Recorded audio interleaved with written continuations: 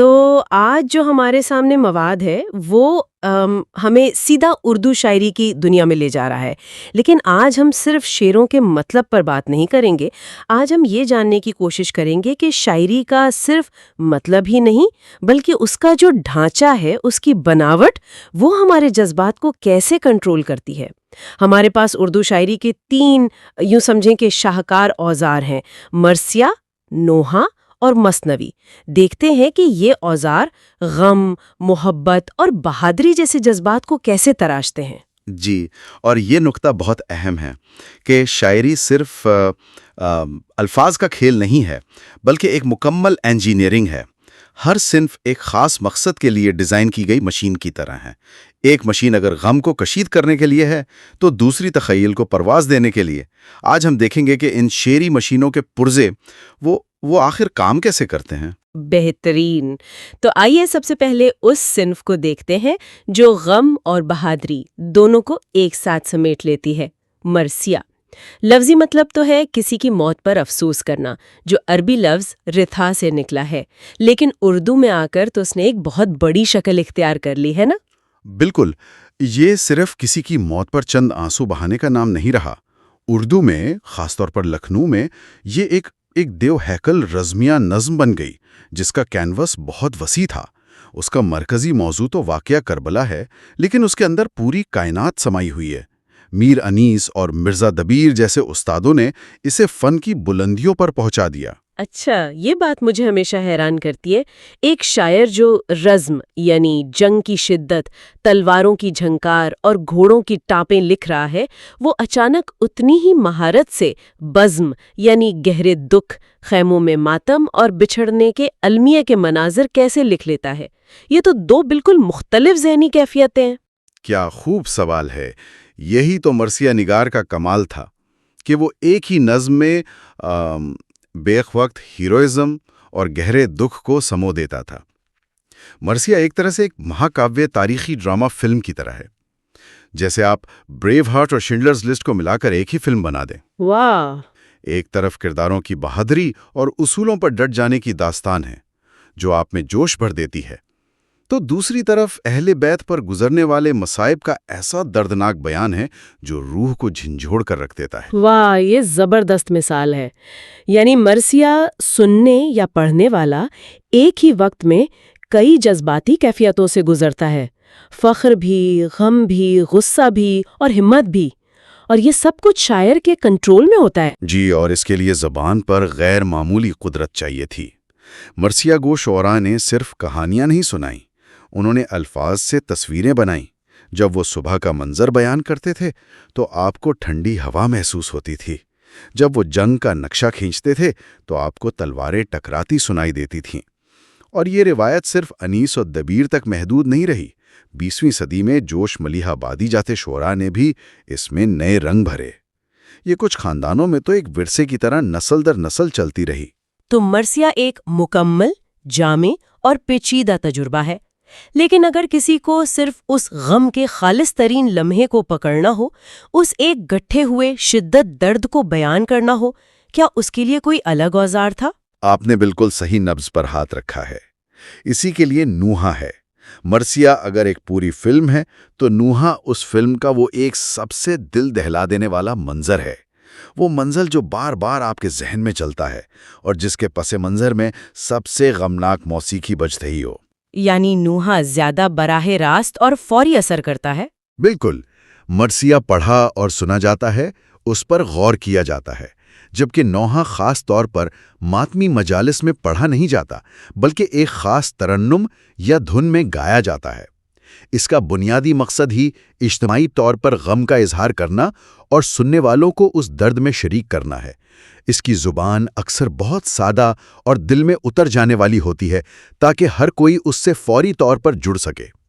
اس میں لمبی تفصیلات نہیں ہوتی، صرف ایک لمحے کا کرب ہوتا ہے۔ ہمارے پاس جو نوحے کی مثال ہے، اس کے مصرے ہیں: ڈرانا جنگل ہے، رات اندھیری، ستارے کچھ جھلملا رہے ہیں۔ یہ پڑھتے ہی ایک دم سے ویرانی اور بے بسی کا احساس ہوتا ہے۔ اس میں کسی وضاحت کی ضرورت نہیں پڑتی۔ یہی اس کی طاقت ہے۔ چند الفاظ میں پورا ماحول بنا دیا گیا ہے۔ پڑے ہیں ریت پر چند لاشیں جو اپنی غم آپ کھا رہے ہیں۔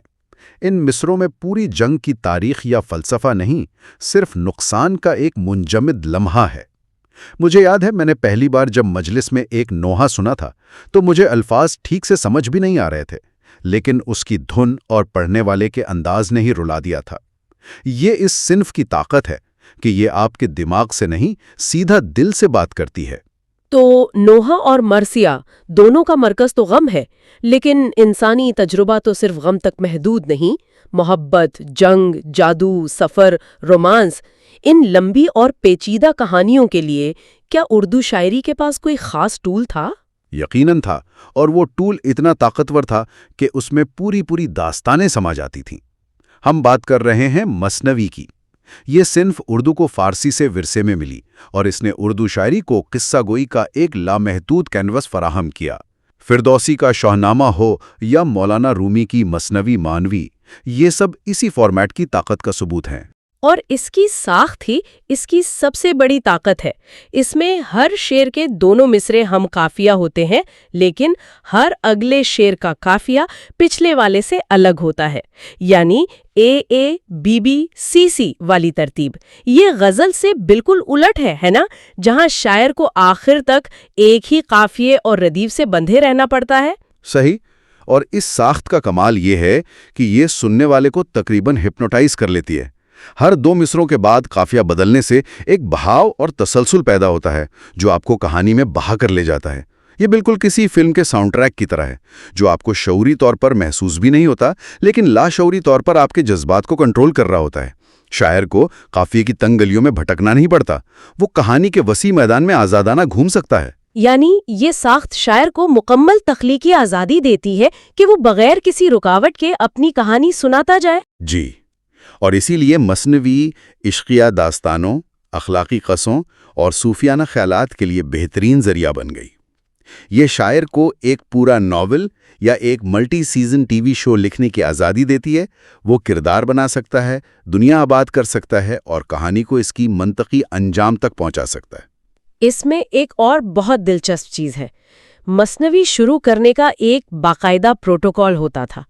سب سے پہلے خدا کی حمد، پھر مناجات، پھر حاکم وقت کی تعریف، پھر خود شاعری کی تعریف، اور پھر کہیں جا کر اصل کہانی شروع ہوتی تھی۔ یہ تو بہت رسمی لگتا ہے۔ ایک منٹ جی، یہ تو بالکل کسی پرانی بالی ووڈ فلم جیسا ہے۔ اچھا، ہاں، فلم شروع ہونے سے پہلے خدا کا نام، پھر پروڈیوسر اور ڈائریکٹر کا نام، پھر ایک لمبی سی تمہید، اور پھر کہانی۔ کیا یہ وہی روایت نہیں چل رہی؟ ارے واہ، آپ نے کیا خوب جوڑا ہے۔ یہ بالکل وہی روایت ہے۔ یہ صرف ایک کہانی سنانا نہیں تھا، بلکہ اسے ایک عظیم ثقافتی اور روحانی روایت کا حصہ بنانا تھا۔ شاعر پہلے خدا، پھر اپنے سرپرست، اور پھر خود اپنے فن کو خراج تحسین پیش کر کے ایک سٹیج ترتیب دیتا تھا۔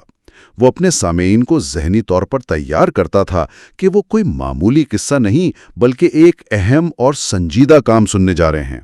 یہ ادب کے آداب اور روایت کے گہرے احترام کو ظاہر کرتا ہے۔ یعنی کہانی سنانے والا پہلے اپنی سند پیش کرتا تھا کہ وہ کون ہے اور کس روایت کا حصہ ہے۔ میر حسن کی سحر البیان یا دیا شنکر نسیم کی گلزار نسیم جیسی مثنویاں آج بھی اسی لیے زندہ ہیں کہ ان کی کہانیاں اس منظم ڈھانچے میں بیان کی گئی ہیں۔ بالکل، وہ صرف کہانیاں نہیں بلکہ مکمل تہذیبی تجربات ہیں۔ تو ہمارے پاس مرثیہ جیسی مہاکاوی فلم ہے، نوحہ جیسا شدید جذباتی کلپ ہے، اور مثنوی جیسا ملٹی سیزن ٹی وی شو ہے۔ لیکن کیا ہو اگر شاعر کے پاس صرف ایک خیال ہو، ایک چٹکلا، ایک نکتہ جسے وہ بس جلدی سے کہنا چاہتا ہو؟ کیا اس کے لیے بھی کوئی اوزار تھا؟ جی، اور یہ اردو شاعری کے اوزاروں کے بکس کے تنوع کو ظاہر کرتا ہے۔ اس کے لیے قطعہ موجود تھا، عام طور پر 4 مصروں کی ایک مختصر نظم جس میں ایک ہی خیال کو مکمل کیا جاتا ہے۔ اس کا ایک خاص موضوع ہوتا ہے اور یہ اپنی بات کہہ کر ختم ہو جاتی ہے۔ تو کیا قطعہ ایک طرح سے ٹویٹر کا کلاسیکی ورژن تھا؟ ایک مکمل خیال صرف 4 مصروں میں۔ یہ بہترین تشبیہ ہے۔ آج ہم 280 حروف میں اپنی بات کہتے ہیں۔ اس دور کے شعراء 4 مصروں میں ایک مکمل دنیا آباد کر دیتے تھے۔ یہ اس بات کی دلیل ہے کہ شاعری کے پاس ہر پیمانے کے لیے اوزار تھے، طویل داستانوں سے لے کر ایک لمحے میں چونکا دینے والے خیال تک۔ تو ان سب کا نچوڑ کیا نکلا؟ ہم نے دیکھا کہ غم اور بہادری کے لیے مرثیہ ہے، اجتماعی ماتم کے فوری اظہار کے لیے نوحہ ہے، اور عظیم داستانوں کے لیے مثنوی ہے۔ یہ صرف الگ الگ نام نہیں ہیں، یہ الگ الگ مشینیں ہیں۔ سامنے آتی ہے وہ یہ ہے کہ اردو شاعری میں حیت اور مواد یعنی فارم اور فنکشن ایک دوسرے سے گہرائی سے جڑے ہوئے ہیں۔ شاعری کی ساخت صرف سجاوٹ یا تکنیکی پابندی نہیں ہے، یہ نظم کی جذباتی اور بیانیہ طاقت کا اصل انجن ہے۔ جس طرح کا پیغام دینا ہے اسی طرح کا ڈھانچہ منتخب کیا جاتا ہے۔ یہ تو اسے دیکھنے کا ایک بالکل نیا زاویہ ہے، یعنی حیت ہی کام کا تعین کرتی ہے۔ مثنوی کی آزاد ساخت اسے لمبی کہانی سنانے کی اجازت دیتی ہے، جبکہ نوحے کی سادہ اور غنائی ساخت اسے فوری طور پر دل پر اثر کرنے میں مدد دیتی ہے، اور مرثیہ کا پیچیدہ ڈھانچہ اسے ایک ہی وقت میں جنگ اور امن، بہادری اور المیے کو سمیٹنے کی صلاحیت دیتا ہے۔ آپ نے بالکل صحیح خلاصہ کیا۔ یہ صرف شاعری نہیں بلکہ انسانی جذبات اور تجربات کو منظم کرنے کا ایک پورا نظام ہے۔ ہر صنف ایک خاص مقصد کے لیے تراشی گئی ہے اور وہ اپنا کام بے مثال طریقے سے کرتی ہے۔ یہ گفتگو تو ایک بہت اہم سوال کی طرف لے جاتی ہے جس پر سوچا جا سکتا ہے۔ وہ کیا؟ یہ کہ کیا ہمارے دور میں کہانی سنانے کے جدید طریقوں جیسے فلمیں، ٹی وی سیریز یا حتیٰ کہ سوشل میڈیا میں بھی ہم سامعین کے جذباتی سفر کی رہنمائی کے لیے اس طرح کی سوچی سمجھی ساختیاتی ترتیب دیکھتے ہیں؟ یا پھر ہم مواد کی بھرمار میں یہ بھول گئے ہیں کہ اسے پیش کرنے والی حیت یا ڈھانچے کی بھی کوئی اہمیت ہوتی ہے؟ کیا مواد کے سامنے حیت کی اہمیت کم ہو گئی ہے؟